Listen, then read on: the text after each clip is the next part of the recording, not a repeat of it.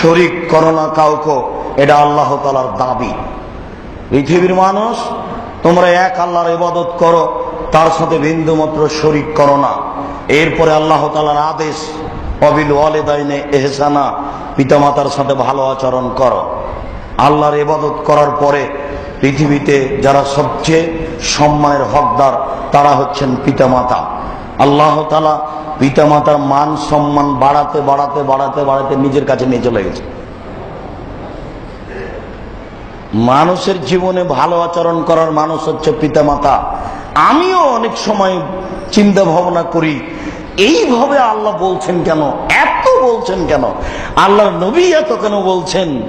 শুনুন, মানুষের বয়স যখন বেশি হয়ে যাবে তখন মানুষ অকেজ হয়ে যায়, তখন মানুষ উল্টা কথা বলে, তখন বাপ মার অর্থ সম্পদ ভোগ করছি বটে, তবে বাপ মার কথা আর ভালো লাগে না, তাকে সহ্য করা যায় না, যা কিছু বলে সবই উল্টা। কেমনে সহ্য করি? বাপের তৈরি করা বিল্ডিং এ বসবাস করি বটে, কিন্তু তার কথা শুনলে খুব ভারী লাগে, যা বলে সবই উল্টা। বিকেলে এসে দেখছি মা বিছানে পেশাব করে রেখেছে ঘরে, দুর্গন্ধে টিকা যায় না। আমি বললাম আমার স্ত্রীকে, কি ব্যাপার, তুমি আমার মায়ের বিছানাটা ঠিক করে দাওনি যে? তখন আমার স্ত্রী আমাকে বলছে, যাও তুমি তোমার মায়ের বিছানা পরিষ্কার করো। আমি ঘরে গেলে তোমার মা আমাকে অকথ্য ভাষায় গালি দেয়, আমি তোমার মায়ের বিছানা ঠিক করব মানে? তখন আপনি কি করবেন? আপনার মা গালি দেয়, এ কথাও ঠিক।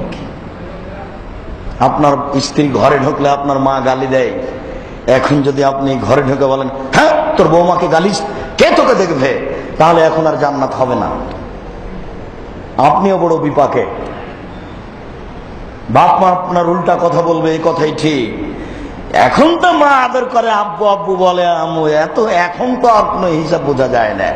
যেদিন বাপ মার কোনো পথ থাকবে না, আপনার কাছেই থাকবে, তারা অজল অকেজ হয়ে যাবে, সেদিন তার সব কথা হবে উল্টা।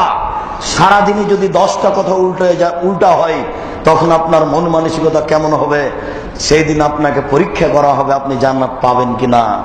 এই জন্য আল্লাহ তাআলা তার মান মর্যাদাকে বেশি করতে করতে নিজের কাছে নিয়ে চলে গেছে।